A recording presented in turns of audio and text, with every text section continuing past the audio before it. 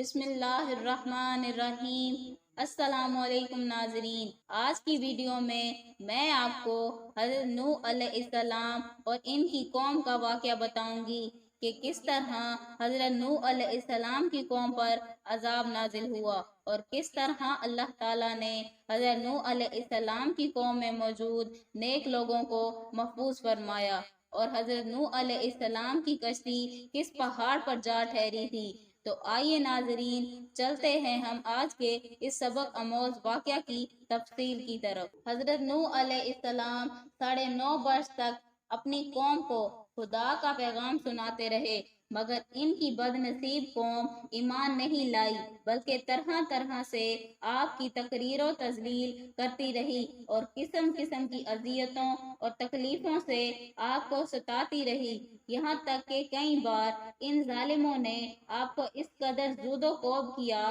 کہ آپ کو مردہ خیال کر کے کپڑوں میں لپیٹ کر مکان میں ڈال دیا، مگر آپ پھر مکان سے نکل کر دین کی تبلیغ فرمانے لگے۔ اس طرح بارہا آپ کا گلا گھونٹتے رہے، یہاں تک کہ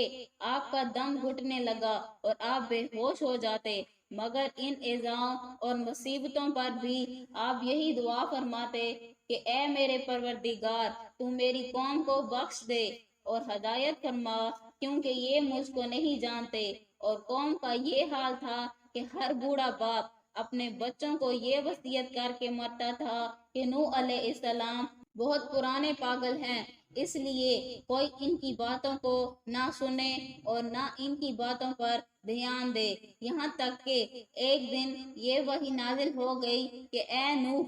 اب تک جو لوگ مومن ہو چکے ہیں ان کے سوا دوسرے لوگ کبھی ہرگز ایمان نہیں لائیں گے۔ اس کے بعد آپ اپنی قوم کے ایمان لانے سے نا امید ہو گئے اور آپ نے اس قوم کی ہلاکت کے لیے دعا فرما دی، اور اللہ تعالیٰ نے آپ کو حکم دیا کہ آپ ایک کشتی تیار کریں۔ چنانچہ 100 برس میں آپ کے لگائے ہوئے ساگو ان کے درخت تیار ہو گئے اور آپ نے ان درختوں کی لکڑیوں سے ایک کشتی بنائی جو 80 گز لمبی اور 50 گز چوڑی تھی، اور اس میں 3 درجے تھے، نچلے طبقے میں درندے، پرندے، حشرات الارض وغیرہ، اور درمیانی طبقے میں چوپائے وغیرہ جانوروں کے لیے، اور بالائی طبقے میں خود اور مومنین کے لیے جگہ بنائی۔ اس طرح یہ شاندار کشتی آپ نے بنائی اور 100 برس کی مدت میں یہ تاریخی کشتی بن کر تیار ہوئی،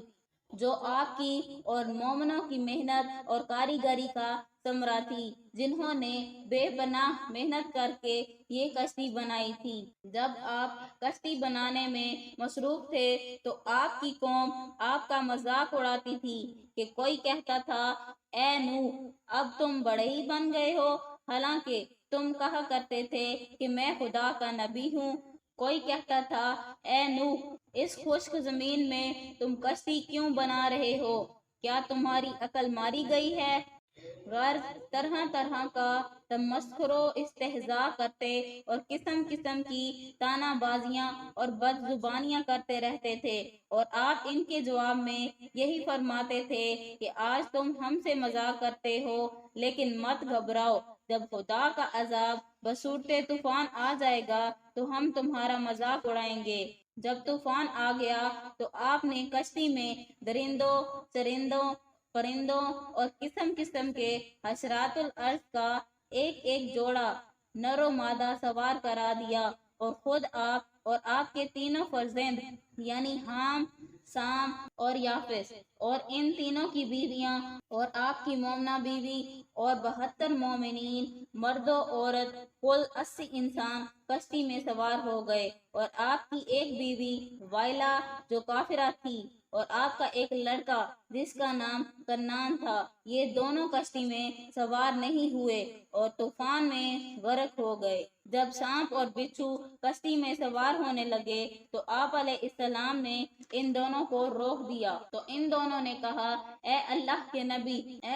کے نبی، آپ ہم دونوں کو سوار کر لیجئے، ہم عہد کرتے ہیں جو شخص सलामुन अला नूहिन फिल आलमीन, पढ़ लेगा हम दोनों इसको जरर नहीं पहुंचाएंगे। तो आपने इन दोनों को कश्ती में बिठा लिया। तूफान में कश्ती वालों के सिवा सारी कौम और कुल मखलूक गरक होकर हलाक हो गई और आपकी कश्ती जोदी पहाड़ पर जाकर ठहर गई। और तूफान खत्म होने के बाद आप कश्ती वालों के जमीन पर उतर पड़े और आपकी नस्ल में बेपनाह बरकत हुई कि आपकी औलाद तमाम रुए जमीन पर फैल कर आबाद हो गई। इसलिए आपका लक़ब आदम सानी है।